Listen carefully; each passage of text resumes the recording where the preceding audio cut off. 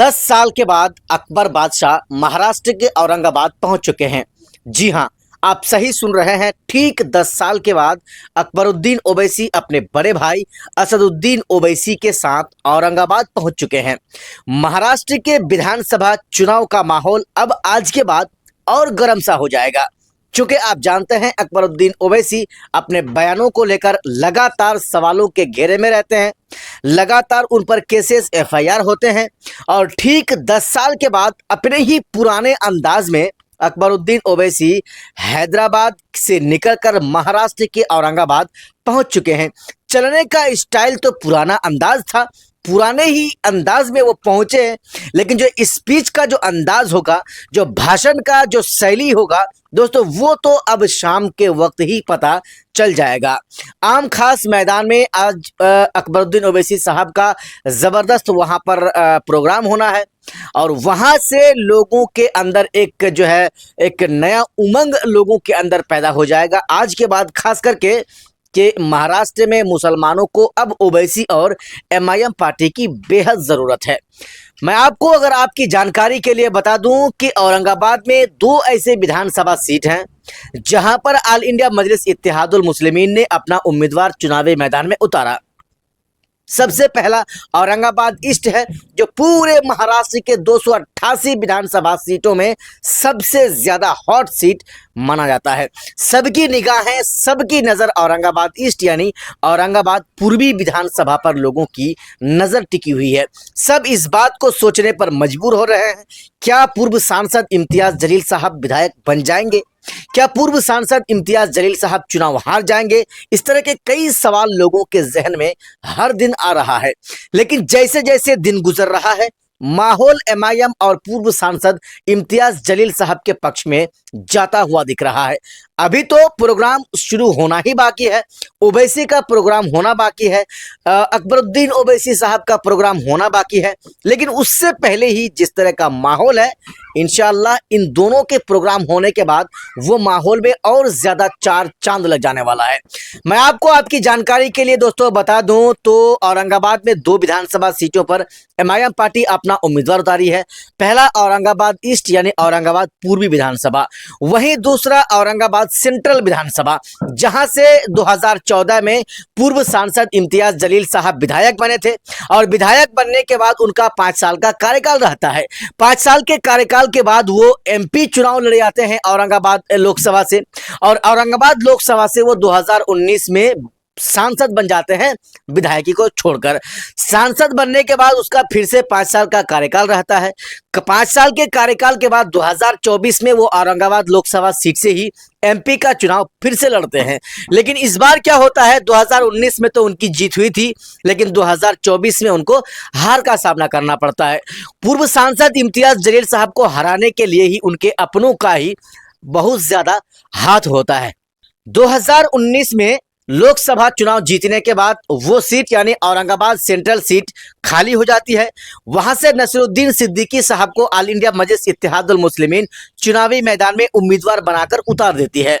वहां पर नसीरुद्दीन सिद्दीकी साहब 82,000 तकरीबन वोट लाते हैं, लेकिन चुनाव हार जाते हैं और दूसरे स्थान पर बहुत ही कम वोटों के अंतराल से वहां पर शिवसेना के उम्मीदवार चुनाव जीत जाते हैं। अब होता यह है कि इस बार नसीरुद्दीन सिद्दीकी साहब फिर से औरंगाबाद सेंट्रल से चुनाव लड़ रहे हैं विधायक का, और उस माहौल को भी गर्म करने के लिए अकबर बादशाह और ओवैसी साहब पहुंच चुके हैं। मैं आपकी जानकारी के लिए आपको यह भी बता दूं कि 10 साल के बाद अकबरुद्दीन ओवैसी औरंगाबाद पहुंच चुके हैं और औरंगाबाद पहुंचने के बाद आज का उनका जो भाषण होगा, उस भाषण से आपको पता चल जाएगा कि क्या वो पुराने अंदाज में फिर से लौट चुके हैं या फिर उसकी बयानात के अंदर, उसकी तकरीर के अंदर, उसके भाषण के अंदर कोई तब्दीली आपको देखने को मिल सकता है।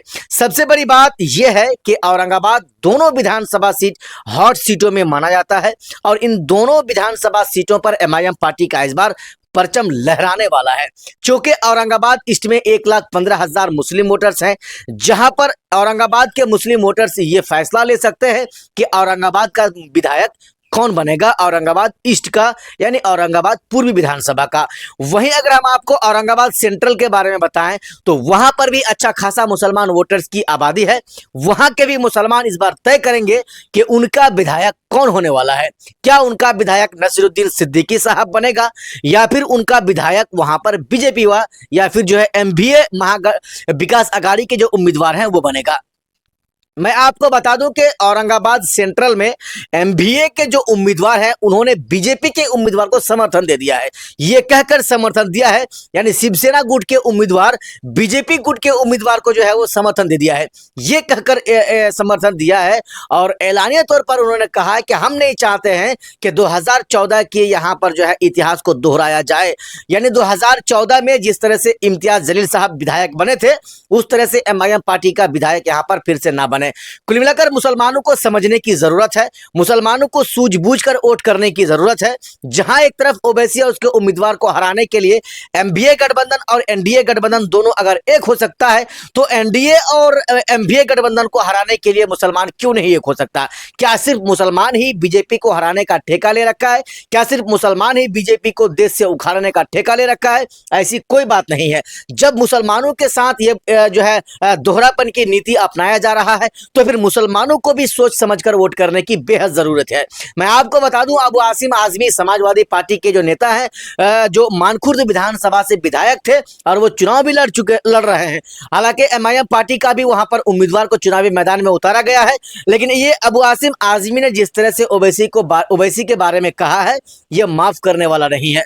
हालांकि मानखुर्द के मुसलमान खुद फैसला करेंगे उनका कि वो ओवैसी को आखिर इस तरह से क्यों कहा।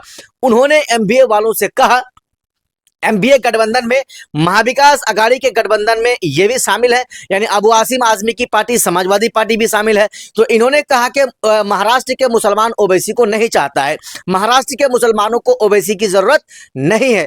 ऑलरेडी जो मुसलमानों की जो लीडरशिप है उसको निभा रहा है अबू आसिम आजमी, इस तरह का उन्होंने कहा है। यही वजह है कि कहीं ना कहीं महाविकास अघाड़ी गठबंधन में एमआईएम पार्टी को शामिल नहीं किया गया है। अब जरा दोस्तों हम आपको बता रहे हैं, दोनों भाई महाराष्ट्र के औरंगाबाद पहुंच चुके हैं। औरंगाबाद में जो चुनावी माहौल था उसमें नए सिरे से भूचाल आ चुका है, उसमें नए सिरे से एक गर्माहट जो है पैदा हो चुका है। आज के बाद तो और ज्यादा गर्माहट पैदा हो जाएगा।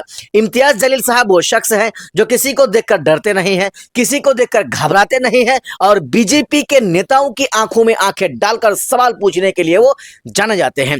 यही वजह है कि ना बीजेपी वाले चाहते हैं कि इम्तियाज जलील साहब जीते, और ना महाविकास अघाड़ी वाले चाहते हैं कि इम्तियाज जलील साहब चुनाव जीते। हालांकि ये तो आम पब्लिक का फैसला है, आम जनता इसमें फैसला करेगी कि भाई किसको विधायक बनाना है, किसको विधायक नहीं बनाना है। हम हमारे इस वीडियो के माध्यम से आपको एक चेतावनी देना चाहते हैं, या आप तक एक बहुत बड़ी संदेश हम आप तक पहुंचा देना चाहते हैं कि इस बार आप जरूर देखेंगे, चुनाव के बाद 20 नवंबर को चुनाव होना है, 23 नवंबर को चुनाव की गिनती होनी है। 23 नवंबर के बाद आप देखेंगे महाराष्ट्र के विधानसभा के अंदर, महाराष्ट्र के विधानसभा के चुनाव में या महाराष्ट्र के सरकार को बनाने या बिगाड़ने में ओवैसी का एक अहम रोल रहने वाला है। वो इसलिए मैं कह रहा हूं कि एमआईएम का इंशाअल्लाह 7 से 10 विधायक बनेगा महाराष्ट्र के अंदर, इसमें कोई शक की बात नहीं है। जिस तरह से अबू आसिम आजमी कह रहा है कि ओवैसी को मुसलमान और ओवैसी को महाराष्ट्र का मुसलमान पसंद नहीं है, या महाराष्ट्र के मुसलमानों को ओवैसी पसंद नहीं है, ओवैसी की यहाँ जरूरत ही नहीं है, इस बार विधानसभा के चुनाव में यह चीज साबित हो जाएगी कि वाकई में महाराष्ट्र के मुसलमानों को अबू आसिम जैसे दल्ला नेताओं की जरूरत नहीं है, बल्कि ओवैसी जैसे जो है बेबाक और बेखौफ नेताओं की जरूरत है। ओवैसी जैसे नेताओं की बेहद जरूरत है। बाकी दोस्तों, आपने हमारा इस पूरा वीडियो को देखा, देखने के लिए आपका बहुत बहुत धन्यवाद। हम ओवैसी के अकबरुद्दीन ओवैसी के जैसे ही प्रोग्राम होगा उसके बाद ही आपके लिए एक नई रिपोर्ट लेकर हाजिर होंगे। तब तक आप नजर गड़ाई रखिए महाराष्ट्र के विधानसभा चुनाव में।